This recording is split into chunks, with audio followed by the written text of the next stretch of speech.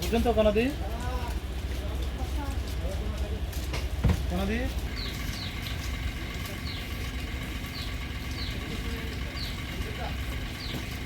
হ্যাঁ, আমরা গতকালকে চারজন বাংলাদেশি নাগরিক এবং একজন ইন্ডিয়ান নাগরিককে অ্যারেস্ট করেছি।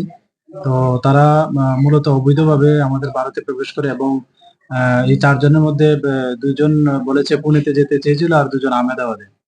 তো ওদের নাম জিজ্ঞেস করলে বলে একজনের নাম মিম সুলতানা, আরেকজন রাবিয়া সুলতানা, ঋতু বেগম এবং জয়তী খাতুন। তারা চারজনই বাংলাদেশ বাড়ি তাদের।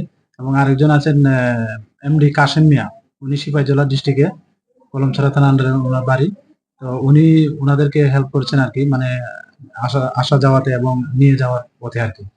তো আমরা আগামীকালকে আমাদের জিআরপি থানাতে একটা মামলা নিয়েছি এবং আজকে তাদের মহামান্য আদালতে পাঠানো হবে। তাদের ইন্টারোগেশন চলছে, দেখা যাক আমরা কতটুকু মানে তাদের কাছ থেকে মানে কি জানতে পারি। তো ওইটার বেসিসে আমরা রিমান্ডের বিষয়টা দেখবো আর কি। এরকম রেকর্ড আমরা বিভিন্ন থানাতে মেসেজ দিয়েছি যে ও এরকম আরো অন্যান্য কোনো কাজের সঙ্গে যুক্ত আছে কিনা। তো আমরা এখনো পাইনি অন্য অন্য পিএসএফ থেকে। তো আমরা দেখছি এই ব্যাপারটা, মানে আরো এরকম কিছুতে যুক্ত